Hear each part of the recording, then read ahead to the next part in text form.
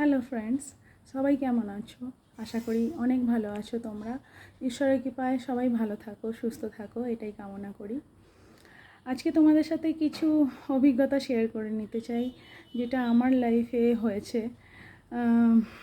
ইউটিউবে এই স্ট্রাগলটা করার পরেও আজ আমি যেভাবে অসফল হয়েছি, তো সেই ঘটনাই তোমাদের সাথে শেয়ার করে নিতে চাই।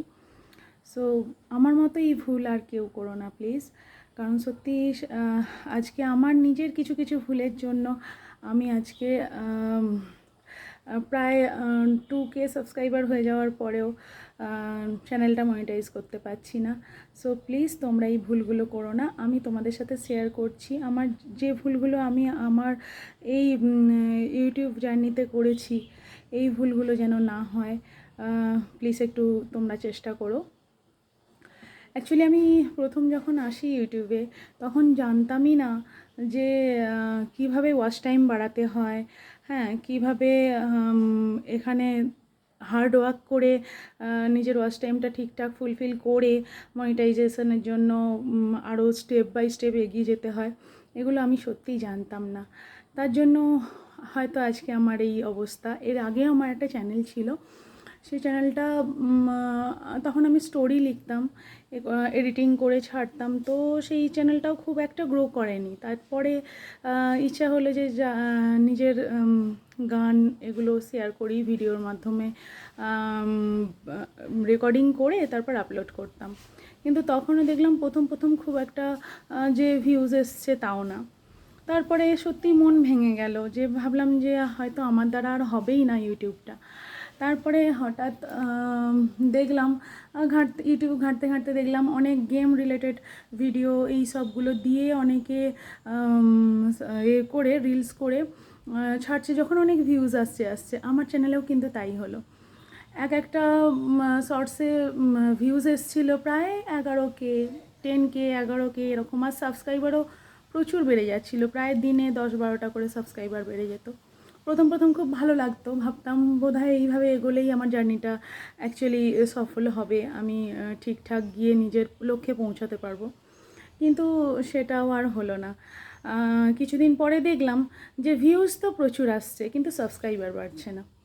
তারপরে একদিন ভাবলাম যে না, তাহলে হয়তো আমার স্ট্রিমটা চেঞ্জ করা দরকার, একঘেয়ে হয়ে যাচ্ছে হয়তো, সেই জন্য এটা হচ্ছে।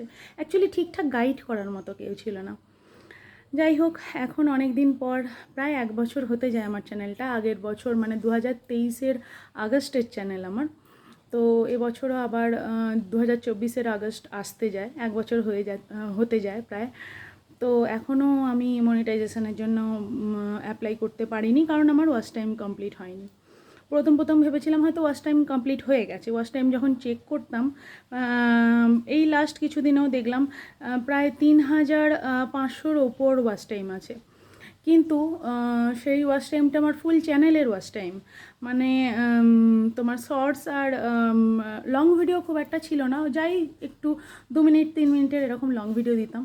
তো টোটালি ভিডিওসের ওই মানে শর্টস আর ভিডিওস মিলিয়ে যে এটা ওয়াচ টাইমটা, তো টোটালটাই ওটা, হ্যাঁ, 3500-র মতো।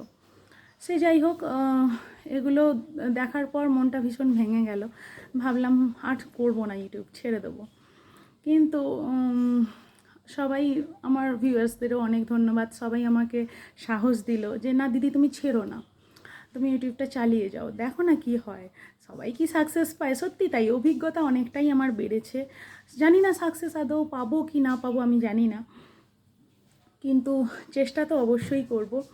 প্লিজ তোমরা পাশে থেকো, তোমাদের অনুপ্রেরণায় আমি এগিয়ে যাচ্ছি। এখনও পর্যন্ত মনের জোরটা বজায় রাখবার চেষ্টা করছি।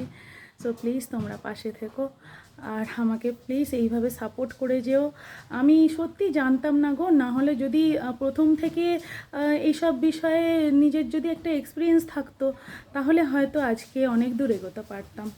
আজকে আমার বললাম না, 2K প্লাস সাবস্ক্রাইবার হয়েও আমি মনিটাইজেশনের জন্য অ্যাপ্লাই করতে পারছি না, কারণ আমার ওয়াচ টাইম কমপ্লিট হয়নি।